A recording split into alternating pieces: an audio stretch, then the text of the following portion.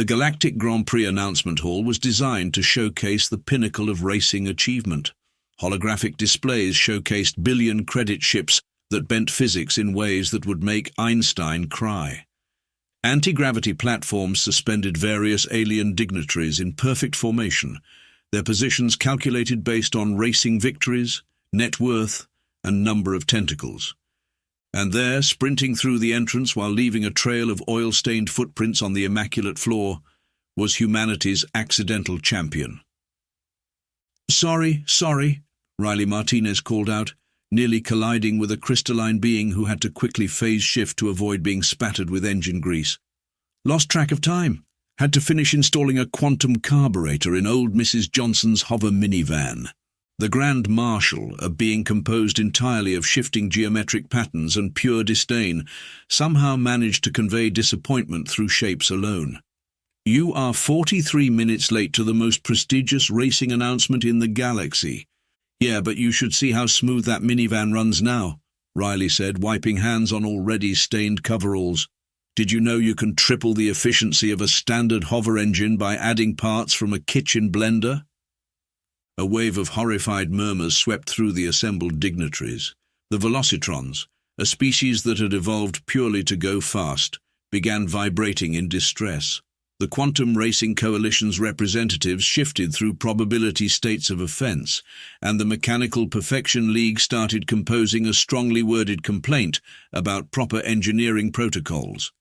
Riley ignored them all, instead focusing on finding a spot to stand that wouldn't get too much grease on the anti-gravity platform.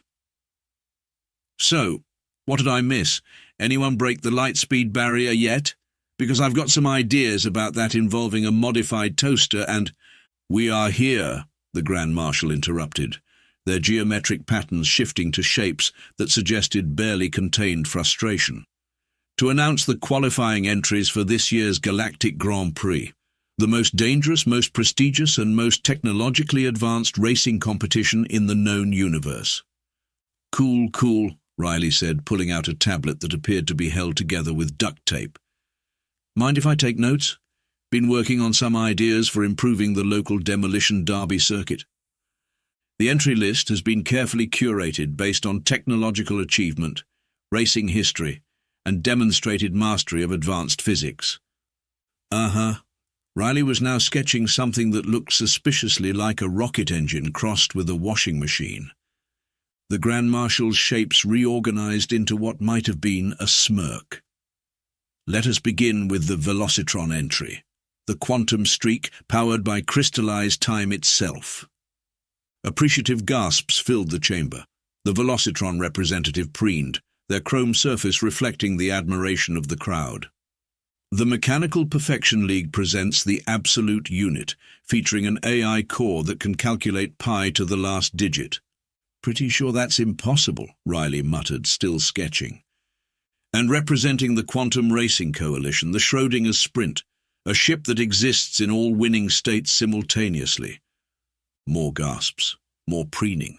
Riley continued drawing, occasionally muttering things like, "But what if we reversed the polarity?" and "Wonder if I could get that effect with a modified hairdryer." Finally, the Grand Marshal's patterns shifted to what was definitely smugness. And now, due to an unprecedented clerical error in our registration system, we must also acknowledge the human entry. The chamber went silent. Every alien eye, sensor array, and probability detector turned to stare at Riley, who had just realized something important was happening. "Wait, what? Our systems show that you, Riley Martinez, submitted an entry form for this year's Grand Prix." No, Riley said, frantically scrolling through their tablet. "That was a different form. I was trying to register for the local Mechanics Association's annual barbecue." The Grand Marshal's patterns rippled with what might have been amusement. "Nevertheless, the entry has been processed, accepted, and according to our ancient and unbreakable laws, cannot be withdrawn without invoking serious diplomatic consequences." How serious are we talking? Planetary sanctions at minimum, possibly trade embargoes. The bureaucratic enforcement division is quite strict about paperwork. Riley stood there, grease-stained and bewildered, while the assembled dignitaries of the galaxy's racing elite tried very hard not to laugh. Finally, after what felt like several eternities crammed into a few seconds, Riley spoke. So, hypothetically speaking, how long would I have to build a race-worthy spacecraft? The race begins in 30 days. And what happens if I don't show up? Earth becomes a galactic pariah, banned from all interstellar trade and travel for the next 1,000 years. Riley took a deep breath, looked around at the assembled alien racers with their billion-credit ships and physics-breaking technology, and grinned. Right. Just one more question. Are there any specific rules against using modified kitchen appliances in the engine design? The Grand Marshal's geometric patterns briefly glitched. What? Never mind, I'll read the rule book eventually. Probably after I finish this design for a warp drive made from recycled coffee makers. As Riley hurried out, already making calls on a phone that appeared to be part calculator and part toaster, the assembled racing elite of the galaxy watched in mixed horror and fascination.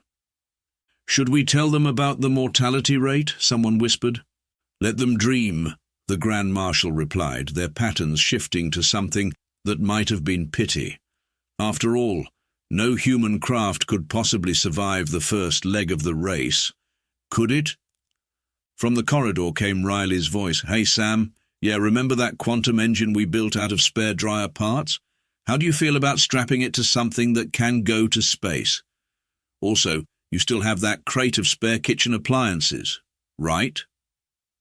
The Grand Marshal's patterns briefly formed what universal translators would later identify as the geometric equivalent of "oh no." Riley's workshop wasn't exactly what most people pictured when they thought spacecraft construction facility. The walls were covered in a mix of technical diagrams and take-out menus. The floor was littered with parts from at least 3 different technological eras, and something in the corner was either a quantum computer or a very confused microwave. So let me get this straight, Sam Thompson said, examining what appeared to be a warp core built from salvaged washing machine parts. You accidentally entered us in the deadliest race in the galaxy. In my defense, Riley replied from underneath a half-assembled engine. Their form looked exactly like the barbecue registration. How was I supposed to know alien bureaucrats take paperwork that seriously? The part that said "grand pricks" in giant letters didn't tip you off? I thought it was a fancy name for a cook-off. Dr. Alex Wang looked up from their workstation where they were doing something questionably safe with particle physics. According to my research, the Galactic Grand Prix has a historical fatality rate of 60%. That's not so bad, Riley said optimistically. That's just from the pre-race inspection. Sam began methodically hitting their head against a nearby toolbox. We're doomed. We're going to die in space because you can't read forms properly. Actually, Kai Patel called from their nest of star charts and navigation equipment, according to these race regulations, we're going to die in at least 3 different dimensional planes. Apparently part of the course runs through a quantum probability field. See? Riley rolled out from under the engine, covered in various fluids that probably shouldn't be mixed. It's not all bad news. Think of it as an opportunity. When else are we going to get a chance to show the galaxy what humans can do with spare parts and questionable judgment? I assume right before we explode, Sam muttered. The alien racers have ships that cost more than Earth's entire GDP, Alex added, casually containing what might have been a small nuclear reaction in a repurposed cookie jar. We're building ours out of scrap metal and kitchen appliances. Exactly! Riley's grin was slightly manic. That's our advantage. Their ships are all quantum this and probability that. One malfunction and poof, we're building something that runs on good old-fashioned human ingenuity and duct tape. What's the worst that could happen? According to these specs, Kai said, spontaneous existence failure. The workshop door chimed, announcing the arrival of their official race observer. The alien official who entered looked like geometry had a fight with bureaucracy and both lost. Their designation was unpronounceable, so everyone just called them Bob. I'm here to conduct the preliminary... Bob's voice trailed off as they took in the workshop. Their geometric patterns shifted through what might have been every known expression for horror. What is that? Riley followed their gaze to the half-assembled spacecraft. "That's our quantum drive. Built it out of 3 washing machines and a microwave." "And that?" Bob pointed at a complicated array of tubes and wires. "Navigation system, mostly recycled GPS units and a coffee maker that achieved sentience last Tuesday." "The coffee maker achieved what?" "Don't worry about it, we're pretty sure it's friendly. It makes great espresso, though it keeps trying to navigate to Starbucks across dimensional planes." Bob's patterns had settled into what might have been existential dread. "And that container appears to be holding a miniature star?" "Oh, that's just Alex's lunch break project. Don't worry, it's contained by a cookie jar rated for nuclear fusion. Probably." The sound Bob made could have been translated as either a scream or a very long sigh. They pulled out an official-looking tablet. "I must inform you that your vessel appears to violate approximately 3,427 safety regulations." "Only 3,427? Riley looked genuinely pleased. "We're doing better than I thought." "That is not a positive assessment." "Look," Sam said, finally stopping their head desk percussion session. "We know we're probably going to die horribly, but we're going to die doing what humans do best, solving impossible problems with whatever we can find in the garage." "Plus," Alex added, "if we don't at least try, Earth gets sanctioned for a millennium. Do you know what that means? 1,000 years without imported alien coffee?" Riley gasped in genuine horror. "Not the coffee. Quick, hand me that quantum spanner. The one I made from an egg beater." Bob watched in fascinated horror as the humans continued their work. Riley was now attaching something that looked suspiciously like a toaster to the engine's power core. Sam had disappeared under the hull, with an alarming amount of duct tape. Alex was humming happily while playing with forces that could destroy small moons. And Kai was trying to teach their navigation AI the concept of turn-by-turn directions through quantum probability fields.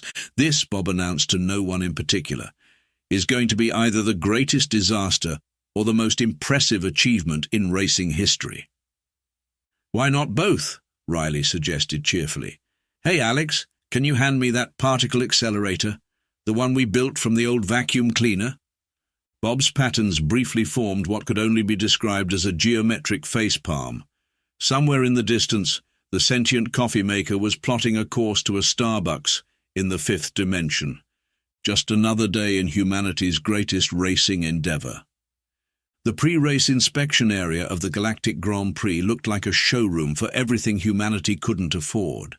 Sleek ships made of quantum crystalline alloys stood in perfect formation, their hulls gleaming with technology that probably cost more than several small planets. And then there was the dumpster fire. "You named your ship the Dumpster Fire?" Bob's geometric patterns had long since given up on expressing horror and settled for a sort of resigned acceptance. "Well, yeah," Riley said, proudly patting their creation's duct tape-reinforced hull. "Best to manage expectations, you know." The ship looked like someone had taken every rejected design from a century of sci-fi movies, thrown them in a blender, and then reassembled the results with whatever they found in their garage. The hull was a patchwork of different metals, most of them held together with what appeared to be industrial-strength duct tape. Various household appliances protruded at odd angles, many of them glowing in ways their manufacturers definitely hadn't intended. Is that a toaster?" "Quantum toast accelerator," Riley corrected. "Turns out if you reverse the polarity on a toaster and feed it exotic matter, it makes an excellent backup propulsion system. Plus, it still makes breakfast." The chief racing inspector, a being made entirely of pure energy and bureaucratic disapproval, approached with their scanning equipment. They hadn't made it within 10 feet of the dumpster fire before their instruments started screaming. "This vessel," they announced, "violates every known safety regulation in the galaxy." "But does it violate any unknown ones?" Riley asked brightly. "It what?" "The rules only specify known regulations, right? So technically, if we're breaking rules that haven't been invented yet, we're still good." The inspector's energy form flickered in what might have been a stroke. "You cannot be serious." "Oh, wait till you meet our AI co-pilot. Sam called from underneath the ship, where they were adding yet another layer of duct tape to something that was probably important. "Max, say hello to the nice inspector." A screen on the ship's hull flickered to life, displaying what appeared to be a modified car GPS interface.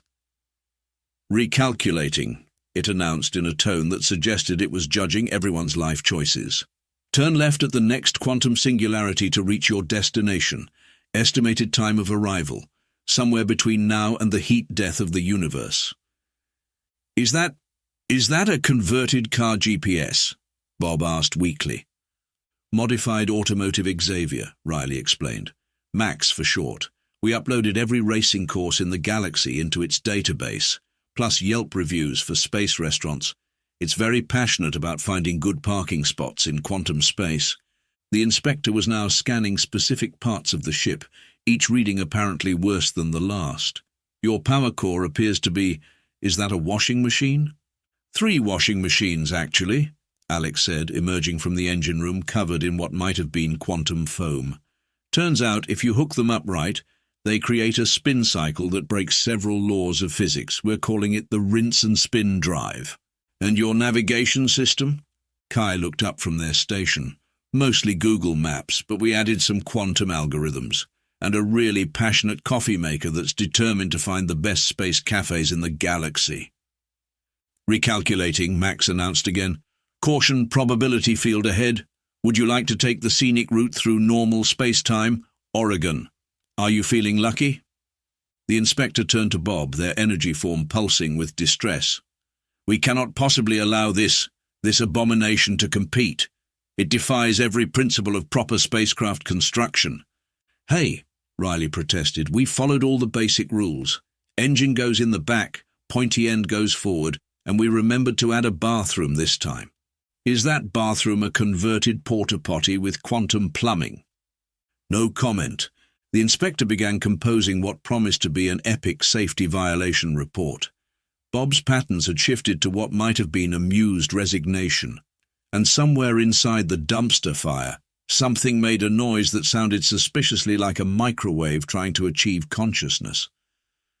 "Look," Riley said, "we know we're not going to win any beauty contests, but everything works. Sort of, most of the time, and we're pretty sure we've got all the major explosions under control."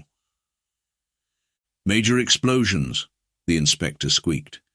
"Oh yeah, would you like to see our safety features?" Riley brightened. "We've got emergency duct tape dispensers in every compartment, a quantum fire extinguisher that puts out fires in multiple dimensions, and Alex installed a really nice 'This is fine' meme as our warning system display." "Recalculating," Max chimed in. "Warning, probability of survival currently calculated at LOL. Would you like to hear about nearby restaurants with good last meals?" The inspector looked at their readings, then at the ship, then at their regulation handbook, and finally at Bob. This cannot be allowed to..." Actually, Bob's patterns shifted to something that might have been smugness. "According to the ancient and unbreakable racing laws, as long as a ship can reach the starting line under its own power, it must be allowed to compete." "Approaching starting line," Max announced. "Please keep all limbs, tentacles and probability states inside the vehicle at all times, and maybe say your prayers." Riley grinned and patted the dumpster fire's hull affectionately. "See, we're good to go. Now who wants to help me install this quantum cappuccino maker I built from spare parts? The coffee maker says it's feeling lonely." The inspector's energy form flickered once, then twice, and then they quietly floated away to update the racing regulation handbook. Something about this felt like the start of a very, very long section titled "Rules We Didn't Know We Needed Until Humans Showed Up." The starting line of the Galactic Grand Prix looked like someone had arranged a bunch of supercomputers in a row and then given them all racing stripes. 20 of the most advanced ships in the galaxy hovered in perfect formation, their quantum engines humming in harmony. And then there was the dumpster fire, making a noise that sounded like a washing machine trying to digest a microwave. "Attention organic and synthetic entities," Max announced over the ship's comms. "According to my calculations, we have a 0.0001% chance of survival. Would you like to order your last meal now? I know a great place just 3 quantum realities over." "Not helping, Max," Riley muttered from the pilot's seat, which was actually a repurposed gaming chair with extra cup holders. "Kai, how's our navigation looking?" "Well," Kai studied their screens, which were cobbled together from old tablets and what might have been a smart fridge display. "According to these readings, we're either perfectly positioned for the start or we're about to crash into a dimension that's made entirely of spam emails." Sam's voice crackled over the internal comms from the engine room. "The rinse and spin drive is holding steady. It probably won't explode. Alex has the quantum foam contained mostly, and the toaster's ready for emergency propulsion." "Did anyone remember to put bread in the toaster?" Riley asked. "Why would we need bread? I just think if we're going to potentially tear a hole in space-time, we might as well get breakfast out of it." The race announcer's voice boomed across all frequencies. "Welcome to the 3847th Galactic Grand Prix. Racers, prepare for the first leg, the asteroid quantum maze." Through the view screen, they watched as a massive portal opened, revealing a field of asteroids that seemed to exist in several dimensions at once. Some of the rocks were phasing in and out of reality, others were moving backwards in time, and a few appeared to be having existential crises. "Right turn ahead," Max announced, then left at the asteroid that's questioning its purpose in life. "Caution. Probability. Field may cause existence failure and or mild indigestion." The starting countdown began. Around them, the other ships powered up their reality-bending engines. The dumpster fire responded by making a noise like a dryer full of quantum mechanics textbooks. 3! Riley gripped the controls, which were modified game controllers super-glued to the dashboard. 2! Sam muttered something that might have been a prayer to the gods of duct tape. 1! Alex shouted from the engine room. "Hey, is it normal for the washing machines to be playing dubstep?" "Go!" The elite racing ships of the galaxy shot forward with perfect precision, their quantum drives bending physics in beautiful harmony. The dumpster fire, on the other hand, lurched like a drunken kangaroo doing the Macarena, leaving a trail of what appeared to be quantum laundry detergent in its wake. "First asteroid field," Kai called out. "The others are using quantum tunneling to—" Oh, wow. They watched as the leading ship, the Quantum Streak, attempted to phase through an asteroid. Unfortunately, the asteroid chose that moment to phase into a different dimension, causing the billion-credit ship to materialize partly inside solid rock. "Recalculating," Max announced cheerfully. "Suggested route updated. Would you like to avoid the areas where expensive ships are currently having existence failures?" Riley yanked the controls, sending the dumpster fire into a spin that by all rights should have torn it apart. Instead, the washing machine engines engaged their spin cycle, somehow using centrifugal force to sling them through a gap between 2 time-displaced asteroids. "Ha!" Riley shouted. "See, this is why you don't overthink it. Sometimes you just need to throw physics at the wall and see what sticks." "Speaking of sticking," Sam's voice crackled through the comms, "we're losing hull plating on the port side. Want me to add more duct tape?" "Is that safe?" "Probably not, but neither is anything else we're doing." Around them, the elite racing ships were discovering that their sophisticated quantum navigation systems were having trouble with asteroids that kept changing their quantum states. The Absolute Unit's AI core was apparently having an existential crisis after trying to calculate the exact position of a rock that existed in 17 dimensions at once. The dumpster fire, meanwhile, was practically bouncing through the field, its crude construction actually working in its favor. The ship's systems were too simple to be confused by quantum uncertainty. They just plowed ahead with the determination of a caffeinated honey badger. "Turn right in 500 meters, Max instructed, "or don't. Quantum uncertainty means both choices might be correct. Also, there's a great coffee shop 3 parallel universes to the left." "Not now, Max." Riley wrestled with the controls as they dodged another phasing asteroid. "Kind of busy not dying." "Fine, but don't blame me if we get destroyed by quantum physics on an empty stomach." They emerged from the asteroid field in third place, trailing only the Schrödinger's sprint and what appeared to be half of the quantum streak. The other half was still trying to unmerge itself from an asteroid. "I can't believe it!" Bob's geometric patterns had shifted to something that might have been amazement. "You're actually not dead."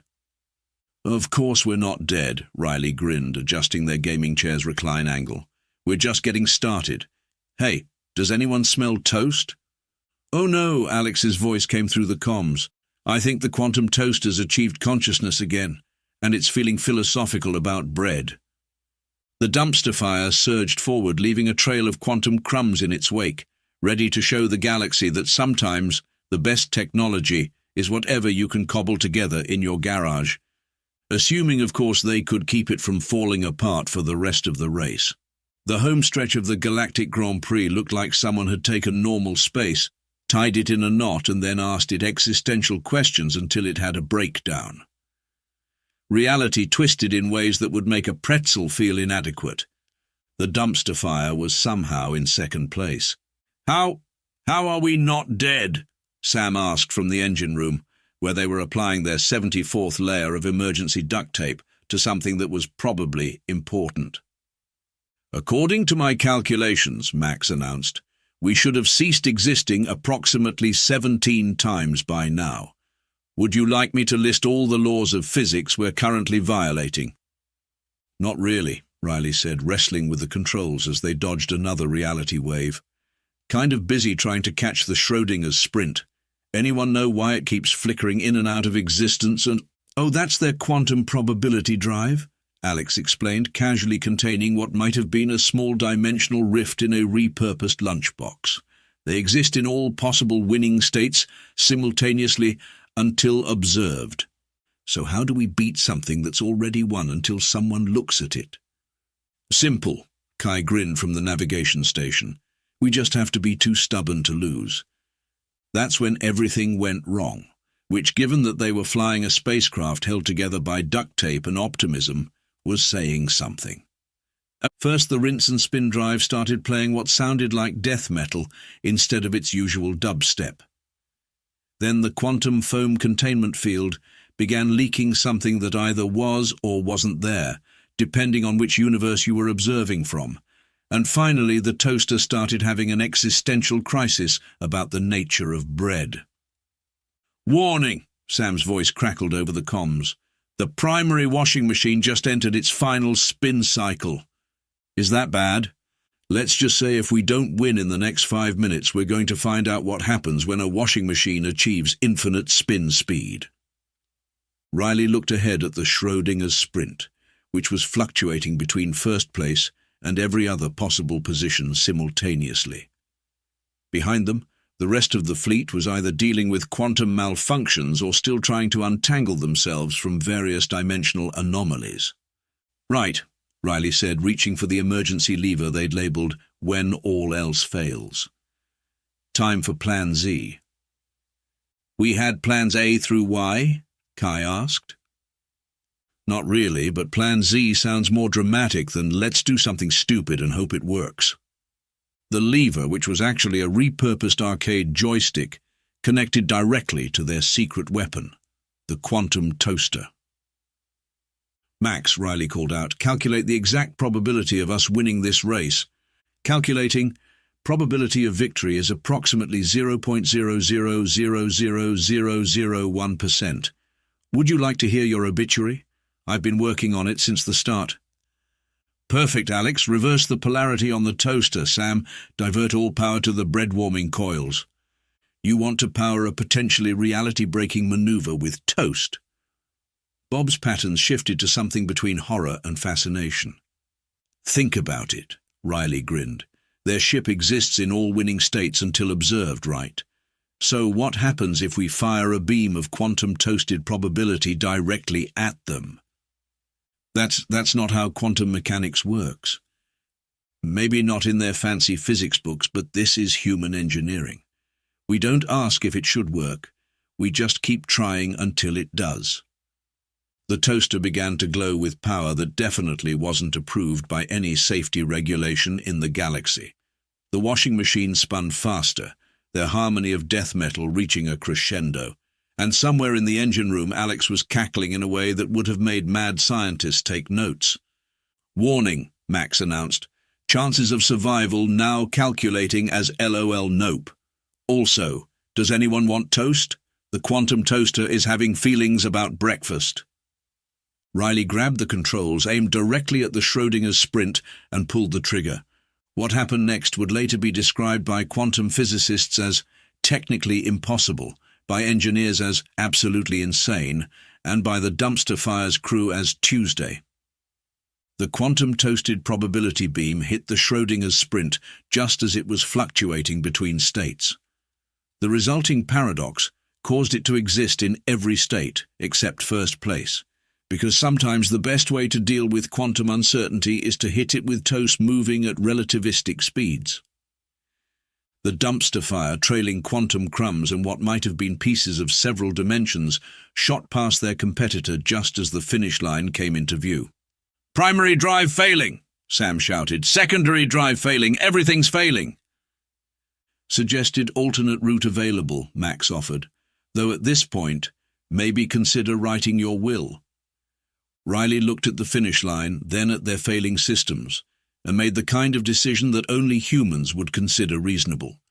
They aimed straight ahead and diverted all remaining power to the emergency duct tape dispensers. The dumpster fire crossed the finish line doing what it did best, falling apart in the most spectacular way possible, while somehow still technically functioning. They'd won somehow, probably, though they might want to do something about the toast that was now existing in several quantum states simultaneously, and maybe help the toaster with its ongoing existential crisis about the nature of bread across multiple dimensions. The winner's podium at the Galactic Grand Prix looked like it had been designed by someone who had unlimited budget and a serious thing for crystalline structures. It sparkled with the kind of majesty that made most species feel underdressed. The dumpster fire's crew, covered in quantum grease and still trailing dimensional residue, definitely qualified as underdressed. So, the Grand Marshal's geometric patterns shifted between disbelief and what might have been a migraine. "Let me understand this correctly. You won the most prestigious race in the galaxy." "Yep," Riley beamed. "In a ship made from household appliances. Don't forget the duct tape. By breaking quantum physics with toast?" "To be fair," Alex chimed in, "the physics was already pretty broken. We just added breakfast to the equation." The assembled crowd of alien racing enthusiasts watched in fascinated horror as various pieces of the dumpster fire continued to exist in multiple states simultaneously. The quantum toaster was still philosophizing about the nature of bread across dimensions, and the washing machines had somehow formed a death metal band. "Attention," Max announced over the ship's speakers, which were now broadcasting to the entire venue. "Would anyone like to hear about the lovely cafe I found in the seventh dimension? Their croissants exist in a superposition of delicious and transcendent." The Grand Marshal turned to the Chief Racing Inspector, whose energy form was still flickering from trying to comprehend how the dumpster fire had managed to finish the race while violating approximately 73% of known physical laws. "I suppose," the Marshal said weakly, "we need to award them the trophy?" "Actually," Sam called out, trying to catch a piece of the hull that was attempting to phase through reality, "could we get that in store credit? We're going to need a lot more duct tape for the trip home." The racing committee huddled together, having what appeared to be an intense discussion about the need for new regulations. Words like human containment protocols and appliance restrictions were thrown around frequently. Finally, the Grand Marshal addressed the crowd. "In light of today's unprecedented events, the following new rules will be implemented for all future races. No quantum kitchen appliances. No washing machine-based propulsion systems. No duct tape in quantities exceeding standard planetary safety limits. And absolutely no combining toast with quantum mechanics." Riley, accepting the trophy while simultaneously patching a reality leak with spare duct tape, just grinned. "So, does that mean we can still use the microwave-based backup drive I've been working on?" The Marshall's patterns briefly formed what universal translators would later identify as the geometric equivalent of a scream. "You know what this means, right?" Kai said, studying their navigation charts, which now included several new dimensions they'd accidentally created during the race. "That we're banned from future competitions?" Bob asked hopefully. "Nope.